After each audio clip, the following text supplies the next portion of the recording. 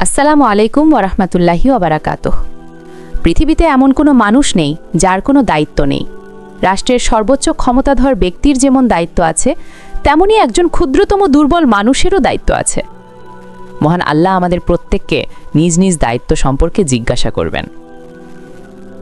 বুখারী ও মুসলিম বর্ণিত একটি হাদিসে রাসূল সাল্লাল্লাহু আলাইহি ওয়াসাল্লাম আমাদের প্রত্যেকের এই দায়িত্ব সম্পর্কে সতর্ক করেছেন। তিনি বলেছেন, তোমরা প্রত্যেকে দায়িত্বশীল এবং প্রত্যেকে তার দায়িত্ব সম্পর্কে জিজ্ঞাসিত হবে। শাসক দায়িত্বশীল, তিনিও নিজ দায়িত্ব সম্পর্কে জিজ্ঞাসিত হবেন। অনেকে ভাবতে পারেন এটা বোধহয় শাসকদের হাদিস, তারা যেহেতু রাষ্ট্রের দায়িত্বশীল তাই রাসূল সাল্লাল্লাহু আলাইহি ওয়াসাল্লাম তাদের সতর্ক করেছেন। আসল ব্যাপার তা নয়। রাসূল সাল্লাল্লাহু আলাইহি ওয়াসাল্লাম হাদিসের পরের অংশে বলেছেন, পুরুষ তার পরিবারের দায়িত্বশীল, সে তার দায়িত্বের ব্যাপারে জিজ্ঞাসিত হবে। এবার নারীরা ভাবতে পারেন এখানে যেহেতু পুরুষদের উদ্দেশ্যে রাসূল সাল্লাল্লাহু আলাইহি ওয়াসাল্লাম সতর্ক করেছেন, তাই নারীদের বোধহয় কোনো দায়িত্ব নেই। কিন্তু রাসূল সাল্লাল্লাহু আলাইহি ওয়াসাল্লাম হাদিসের পরের অংশে বলেছেন, একজন নারী তার স্বামীর ঘর ও সন্তানের দায়িত্বশীল, সে তাদের ব্যাপারে জিজ্ঞাসিত হবে। এ পর্যায়ে খেটে খাওয়া সাধারণ শ্রমজীবী মানুষ ভাবতে পারেন তারা যেহেতু দুর্বল, তাদেরও বোধহয় কোনো দায়িত্ব নেই।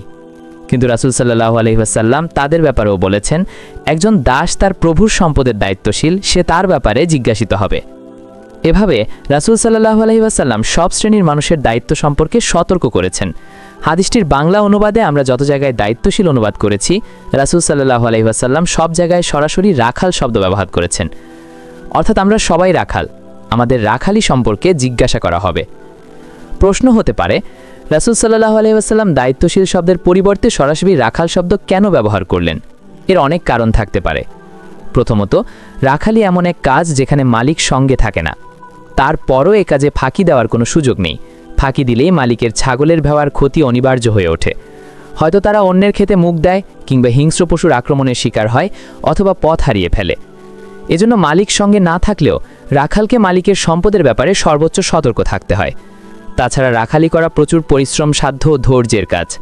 যারা একদিনের জন্য ছাগলের রশি ধরেছেন তাদের অভিজ্ঞতা থাকার কথা। ছাগলকে আপনি যদি উত্তর দিকে নিয়ে যেতে চান, সে দক্ষিণে যেতে চাইবে, আবার দক্ষিণে নিতে চাইলে সে উত্তরে টান ধরবে।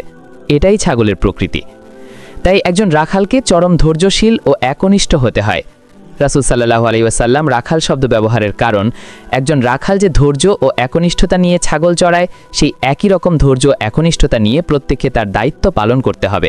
আর ধৈর্যের এই পরীক্ষায় উত্তীর্ণ করার জন্যই আল্লাহ সব নবী রাসূলকে জীবনের কোনো না কোনো পর্বে রাখালি করিয়েছেন, যেন তারা উম্মতের দায়িত্ব সঠিকভাবে পালন করতে পারেন। আমরা অধিকাংশ মানুষ দায়িত্ব গ্রহণ বা ক্ষমতার জন্য লালায়িত থাকি। ক্ষমতার চাবি হাতে নেওয়ার জন্য নানা রকম চেষ্টা তদ্বির, ঘুষ, এমনকি জুলুম পর্যন্ত করি। অথচ ক্ষমতা লোভনীয় কোনো বিষয় নয়, ক্ষমতা ভয়ের বিষয়। আব্দুর রহমান ইবনে সামুরা রাদিয়াল্লাহু আনহু থেকে বর্ণিত, তিনি বলেন, রাসূল সাল্লাল্লাহু আলাইহি ওয়াসাল্লাম একদিন আমাকে বললেন, হে আব্দুর রহমান ইবনে সামুরা, ক্ষমতা চাইবে না। কেননা তুমি যদি তা চাও এবং তা তোমাকে দেওয়া হয়, তবে তা তোমার উপর ছেড়ে দেওয়া হবে, অর্থাৎ আল্লাহর সাহায্য পাবে না। আর যদি তা না চেয়ে দেওয়া হয়, তবে তুমি সে বিষয়ে সাহায্যপ্রাপ্ত হবে। বুখারী। এ কারণে সাহাবী থেকে শুরু করে বড় বড় মনীষী ক্ষমতা তো চাইতেনই না, বরং অনেকে ক্ষমতাকে ভয় পেতেন। ইসলামের ইতিহাসের অনেক মনীষী জেলে পর্যন্ত গেছেন, তারপরও রাষ্ট্রীয় দায়িত্ব গ্রহণ করতে রাজি হননি। খলিফা ওমর রাদিয়াল্লাহু আনহু বলতেন, যদি ফুরাতের তীরে ক্ষুধার কারণে একটি ছাগলও মারা যায়, ধারণা করি এর জন্য আমি জিজ্ঞাসিত হব। মনে রাখতে হবে, ক্ষমতা আল্লাহর পক্ষ থেকে আমানত।